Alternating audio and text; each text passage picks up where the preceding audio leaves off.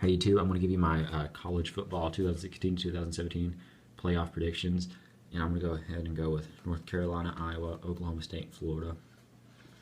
And I'm going to start off Florida. I expect great quarterback play out of Luke Del Rio. Mark Thompson, the running back coming up, looks like a complete beast.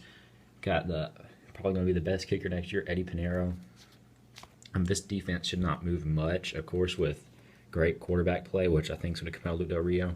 And Luke Del Rio's dad was a coach, so he's already got the smarts in football, and he's got Jim McElwain teaching him constantly. That's why I think Florida's going to win it. And I got to go and include LSU because this is who I think we may meet in the SEC Championship. And yes, I'm a Florida fan. I said we. Leonard Fournette is a beast, and when he's not performing, Brandon Harris has to take up for him. That's just how it is. They'll probably have nearly as good as a defense as Florida next year, but to meet them in this championship, I think it's a win for Florida. Move on to Tennessee in the East. That's where all the hype is. 9 offense, 8 defense, kicker, punter. They said they're going to be great, but that's a hard schedule. Florida's got a super easy schedule. Even if Florida was to slip up to Tennessee, Florida still has, they still probably control their own fate. Alabama meet them in the SEC Championship. Close game last time, even though no quarterback play from Florida. And now I'm going to move to, let's see who's up next.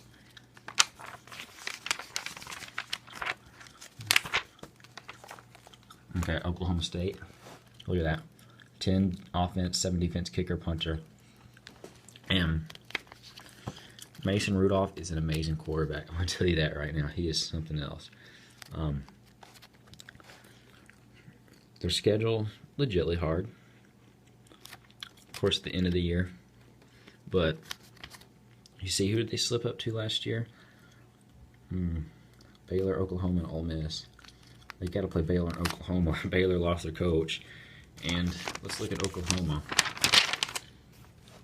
Basically, it's going to be the same as last year. Baker Mayfield and Sam Perine. I can't remember how to say his name.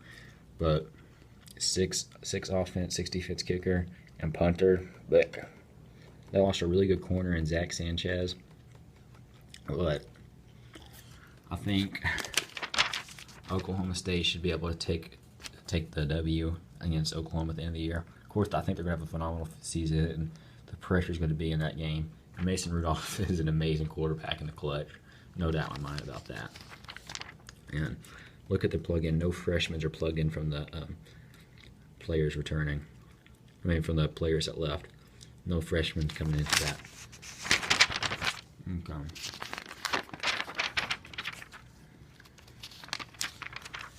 Who's next?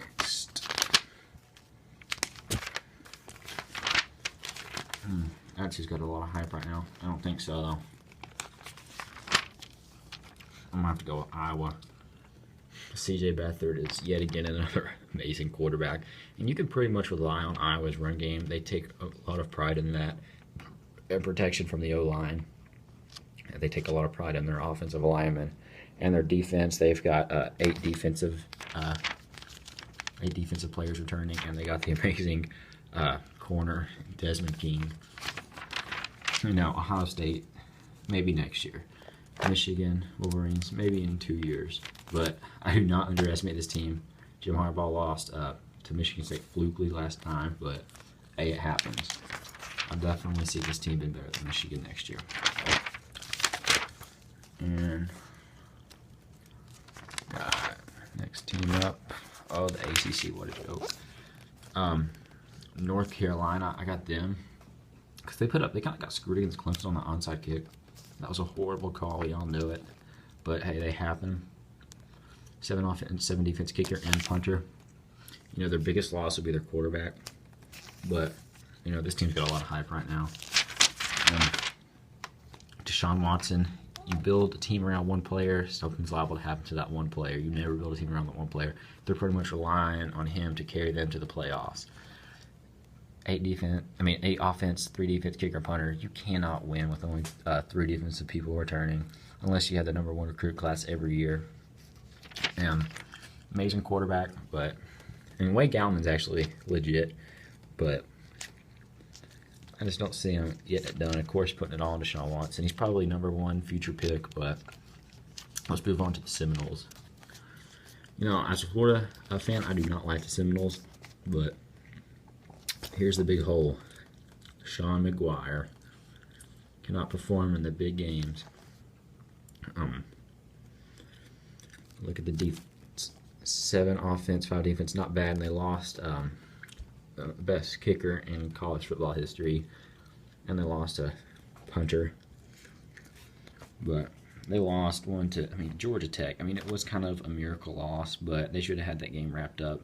Lost to Clemson and Houston. Sean McGuire, not the greatest quarterback. They'll have to rely all on Dalvin Cook. That's why it's a similar situation with LSU. They're relying on the running back, but a quarterback could take you there, but definitely not a running back. Cannot take you to the promised land. I don't see it. And the big loss in Jalen Ramsey. So, yeah. I'll see you guys, and put your predictions below, and we can kind of see how our predictions differ and how close they are. And I'll see you guys. Like and subscribe.